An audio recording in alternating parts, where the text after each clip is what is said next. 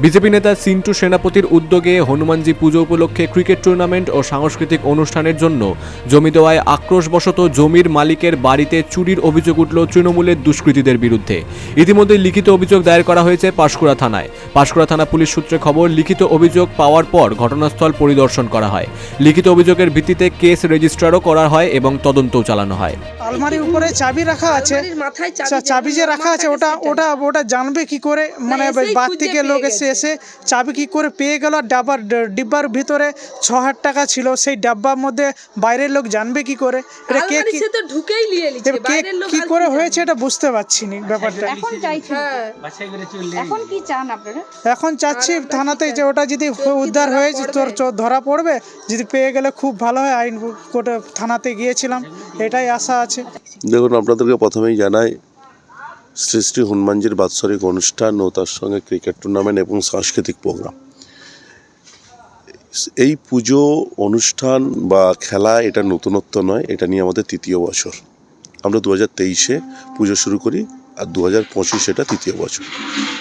যেভাবে আমাদের পরম্পরাভাবে 2 বছর আমরা পুজো সম্পন্ন করেছি, সেই পরম্পরা মেনেই তৃতীয় বছর যখন পুজো শুরু করতে যাই, যেভাবে আমাদেরকে অসহযোগিতা করেছে রাজ্য সরকারের তরফ থেকে, পুলিশ থেকে শুরু করে এসডিও থেকে, সেই অসহযোগিতা করার পর আমরা কোর্টে যাই।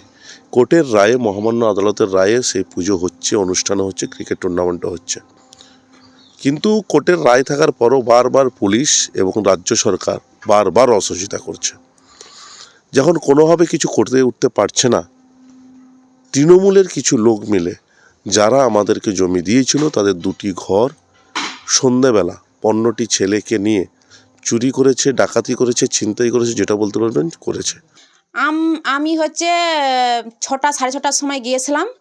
গিয়ে তারপরে হচ্ছে স্বামীকে, আমার বাচ্চাকে নিয়ে, আমার শাশুড়ি মা, আমার নিজের মা গিয়েছিলাম, বুঝছিলাম। তারপর আমার একটু ঠান্ডা লাগছে বলে আমি বাড়িতে এসেছিলাম কটা, 7টা 8টা জোর বাজবে, 8টাও বাজবে নি। কোথায় গেছে? সিন্টু সেন্টার মধ্যে মেলা হয়েছিল, সেইখানে গিয়েছিলাম। এসে তখন 8টার সময় যখন এসেছেন, তখন ওসব কিছুই হয় না, যেমন বাড়ি তেমনই আছে। তারপর নিচে যখন গিয়েছিলাম, তখন হচ্ছে নিচে তালা লাগিয়ে তারপরে নিচে গিয়েছিলাম। তারপর আমাদের সেইখানটায় প্রোগ্রাম হয়েছিল, সেইখানে গিয়েছিলাম। তার গিয়ে আমার স্বামী ফোন করতেছে 8:30টার দিকে, ও 8:45 আমাকে বলতেছে যে হচ্ছে মা কোথায়, মাকে চাবিটা নিয়ে আসো, আমি দরকার ঘরে থাকবো, এই অমুক জায়গায় চুরি হয়েছে, তুমি এইখানে এসো, আমি চাবিটা নিয়ে আসো। এখন আমার শাশুড়ি মাকে পাঠাইছি।